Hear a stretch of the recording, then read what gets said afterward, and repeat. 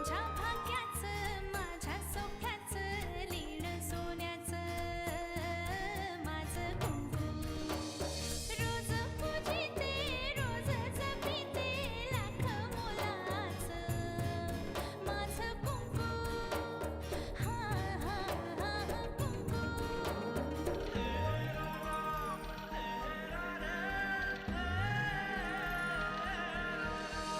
मन माझे घर झाले त्याचे मोर स्वप्नांचा दारी नाचे शब्द त्याचे अमृताचे स्पर्श त्याचे चांदण्याचे त्याच्या श्वासाचे त्याच्या डोळ्याचे गुज सांगते माझं कुंकू हा हा हा कुंकू हा हा हा कुंकू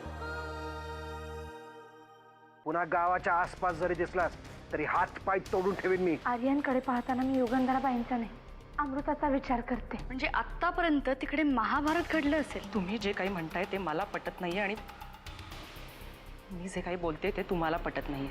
त्यामुळे आपण एकमेकांशी बोलून काहीही उपयोग होणार नाहीये. तिची चौकशी करतोय असा नुसता संशय जरी आला तरी गोळ्या घालतील ते लोक. बाबांनी जर नाहीच दिली परवानगी तर आमच्याकडेही कुठला पर्याय उरणार नाहीये पळून जाण्याशिवाय. Amruta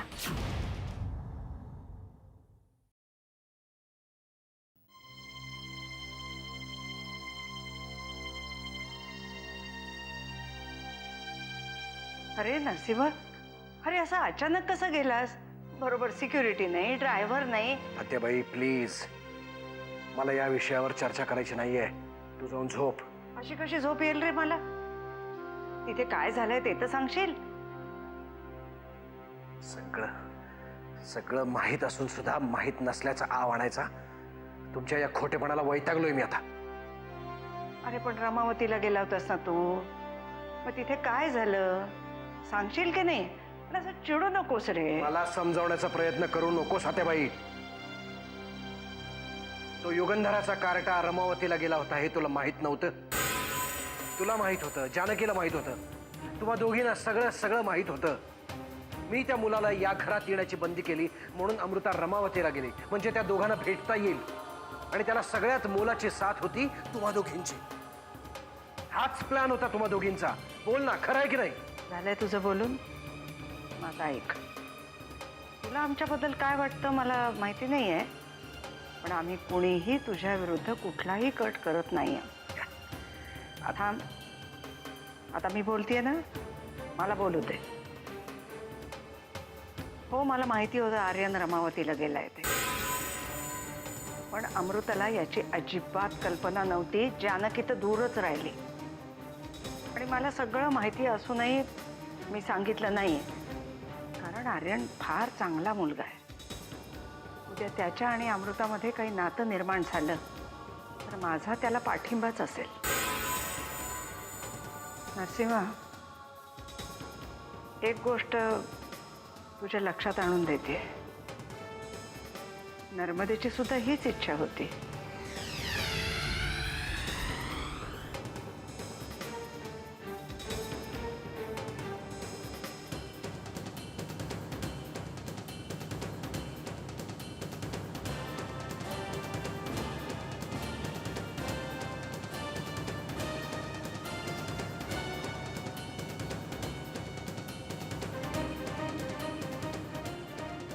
I am sorry. मी नेहमी चुकीच्या वेळी चुकीच्या ठिकाणी येते.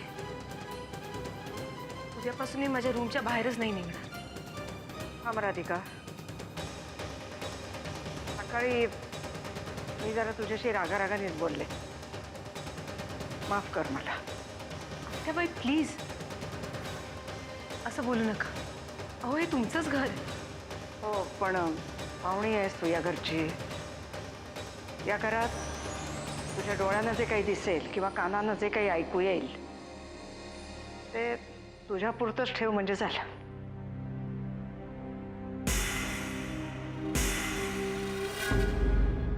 आज जे काही घडलं ते चूक का बरोबर याचा न्याय निवाडा करण्यासाठी मी तुझ्यासमोर उभा नाही येणार नर्मदा.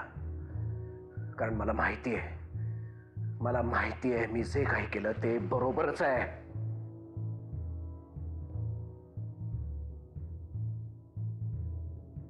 आर्यन आणि अमृताचं लग्न व्हावं अशी तुझी इच्छा होती, माहितीये मला. त्या बिट्टूला लहानाचा मोठा होताना पाहिलंय मी, माझ्या अंगाखांद्यावर खेळवलाय मी.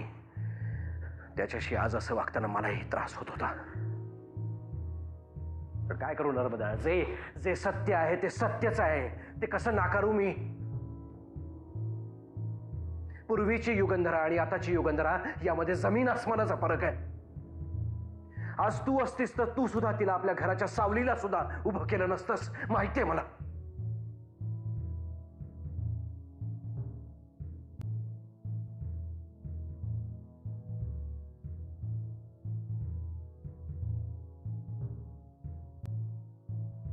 हे बघ नर्मदा, काहीही झालं तरी मी त्या दोघांना एकत्र येऊ देणार नाही. नाही एकत्र येऊ देणार मी त्या दोघांना.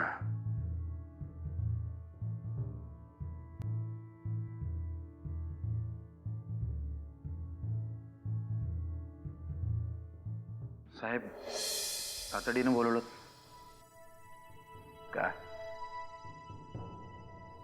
त्रास झाला?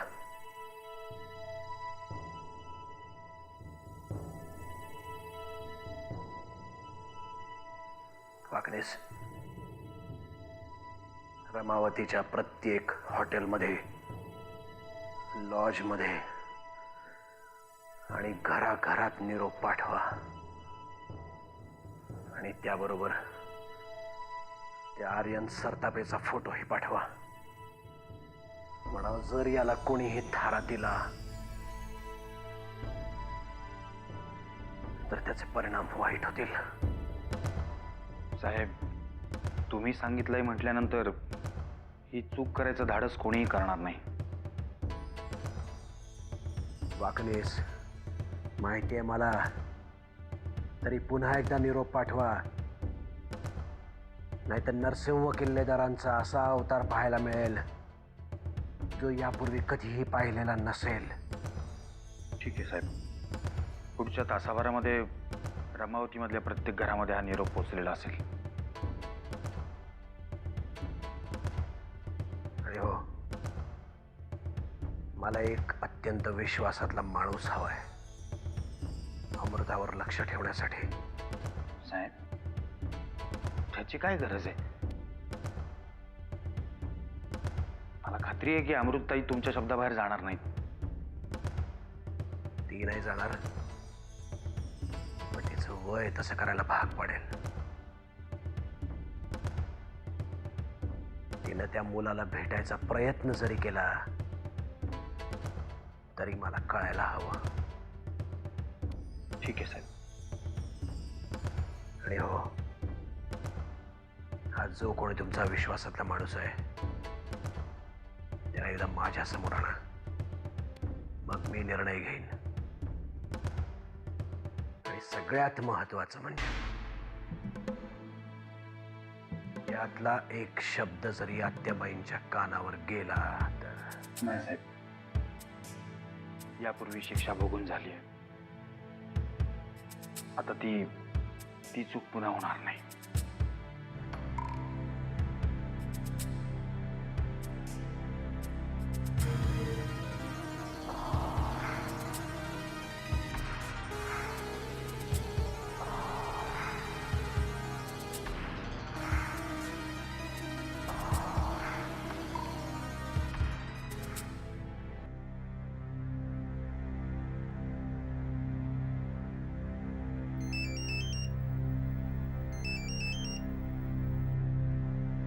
हॅलो अमृता.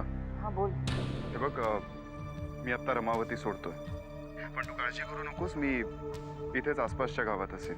आर्यन, माझ्यावर नाराज आहेस ना? काहीतरी का अमृता? म्हणजे मी का नाराज असेल तुझ्यावर? मग काय अरे, माझ्यामुळे तुला खूप त्रास होतोय. अमृता, हे बघ, मला तुझ्यामुळे अजिबात त्रास होत नाहीये. आणि अमृता, तुझ्यासाठी मी अख्ख्या जगाशी लढायला तयार आहे.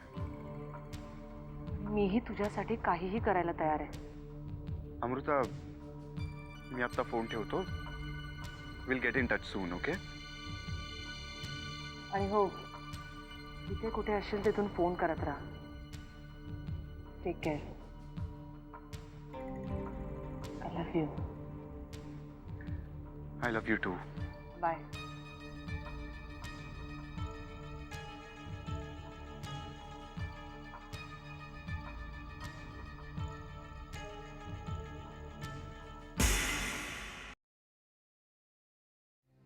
कॉफी घ्या, बरं वाटेल. थँक्स.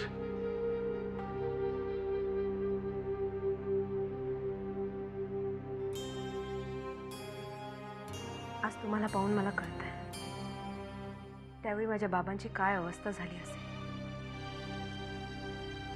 म्हणजे माझ्या बाबांचा विरोध होता आमच्या लग्नाला. मी पळून जाऊन लग्न केलं. माझी अमृता तसं काहीही करणार नाही. जर तुम्ही तिला तसं करायला भाग पाडलं नाही तर नक्कीच नाही करणार.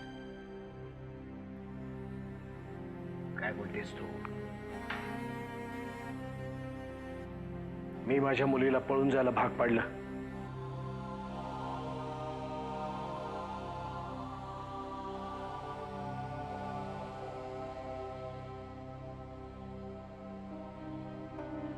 घ्या.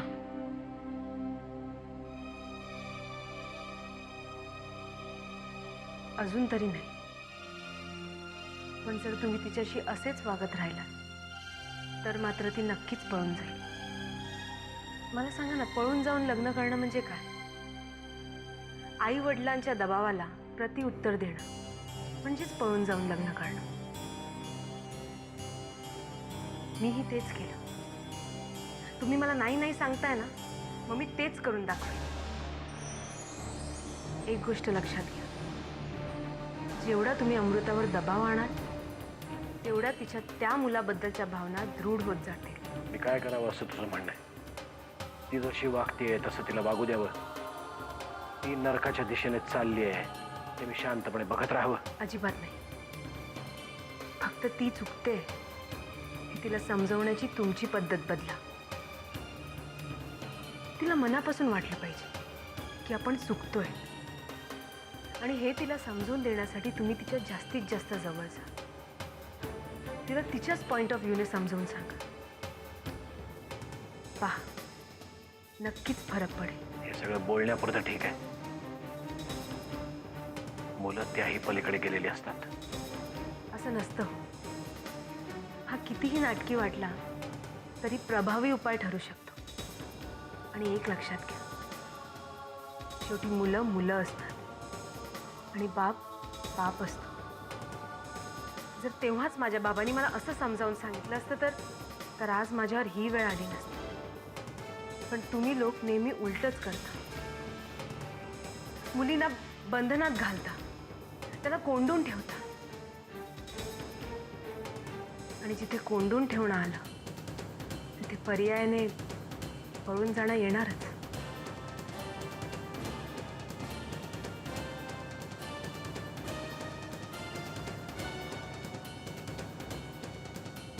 मी असा विचार केलाच नव्हता.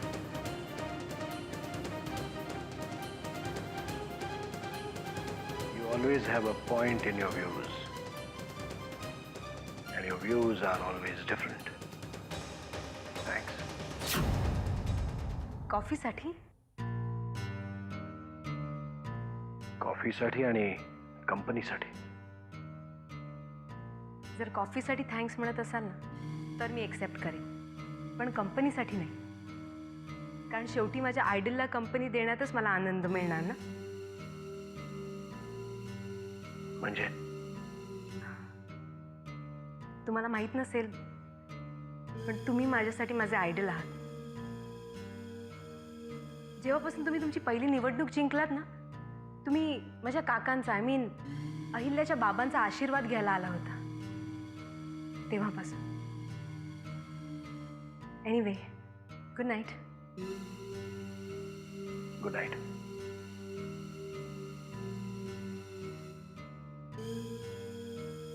जिथे कोंडून ठेवणं आलं तिथे पर्यायाने पळून जाणं येणारच.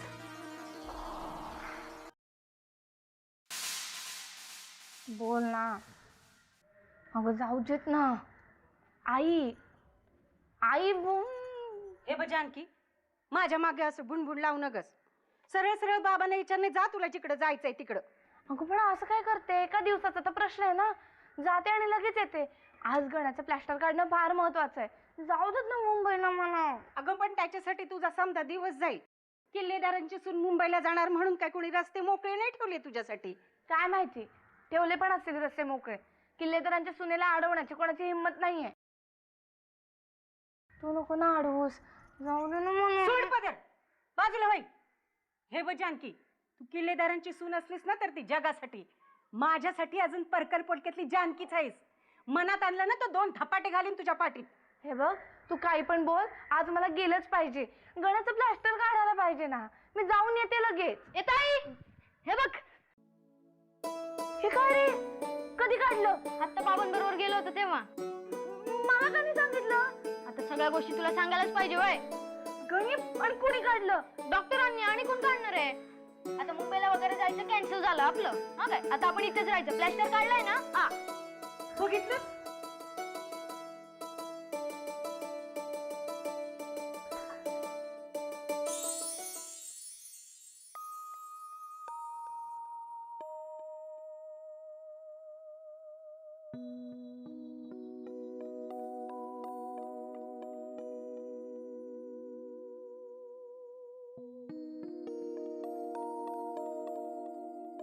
हॅलो अमृता. बोल अमृता. हॅलो, तुला ऐकू येतंय का माझं बोलणं? हो, येतंय ऐकायला. काय ग, काय झालं? आवाज कसा रडवेलाय? काय झालं अमृता? काका, काका बाबा आले होते इथे. हा,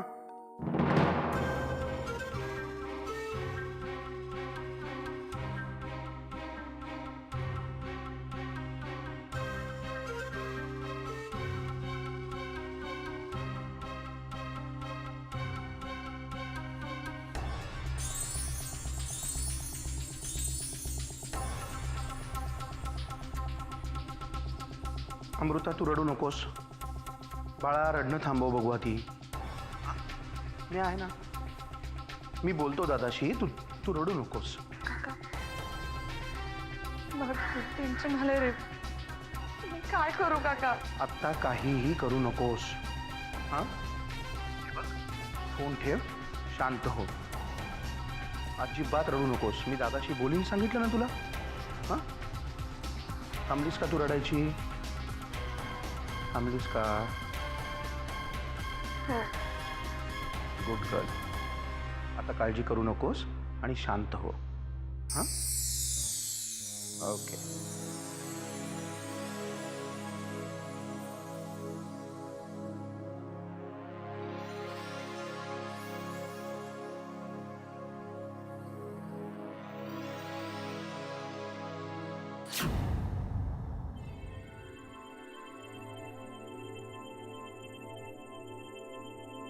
हे काय चाललंय? हा, तुम्ही कोणाशी काहीही बोलणार नाही आहात. तुला यात पडायला सांगितलंय कोणी? तू जरा गप्प राहा. मी गप्प राहून काय होणार आहे? आणि तुम्हाला काय वाटतंय? तुमच्या बोलण्याने काही फरक पडणार आहे का? माझ्या बोलण्याने काही फरक पडणार आहे का नाही ते मला माहित नाही, पण तू जर गप्प बसलीस ना तर नक्की फरक पडेल. तुम्ही माझं बोलणं कधीतरी सिरियसली घेणार आहात? स्वतःचं बोलणं आधी तू स्वतः सिरियसली घ्यायला शिक, आणि मग ते दुसऱ्यांनी सिरियसली घ्यावं अशी अपेक्षा ठेव. उगाच शब्द माहिती आहेत म्हणून वाटेल तेव्हा वाटेल तसे वापरायचे नसतात अहिल्या. त्या शब्दांचं महत्त्व जेव्हा तुला कळेल ना तेव्हा तुझं बोलणं इतर लोक सिरियसली घेतील.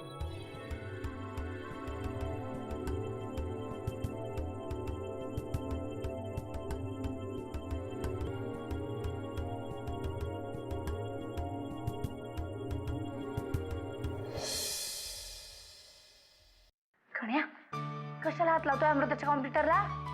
ताई डोक्यात मारू नको, तुला आधीच सांगतोय. सारख्या सारख्या मारत असत, काय बोलत नाही म्हणून. शहाणा झालायस तू. कसलं करतो उचकापाचकी? मी काही उचकापाचकी केलेली नाहीये. आणि तसं पण अमृताताईंनीच सांगितलंय मला या कॅमेऱ्यामधली फोटो याच्यात टाकायला. हो हा. और शहाणाच झालायस तू शहरातल्या शाळेमध्ये जाऊन. हो ना, प्लॅस्टर काढलं तेव्हा पण मला नाही सांगितलं. एवढी अक्कल कुठून आली कुठून ना? मला अक्कल पहिल्यापासूनच आहे. तूच अडाणी आहेस, कळलं का? आणि तसं पण याला कम्प्युटर वगैरे काही बोलत नाही, लॅपटॉप बोलतात, लॅपटॉप. कळलं? आलोच 1 मिनिटात. त्याला हात लावायचं काम नाही, कळलं का? हा.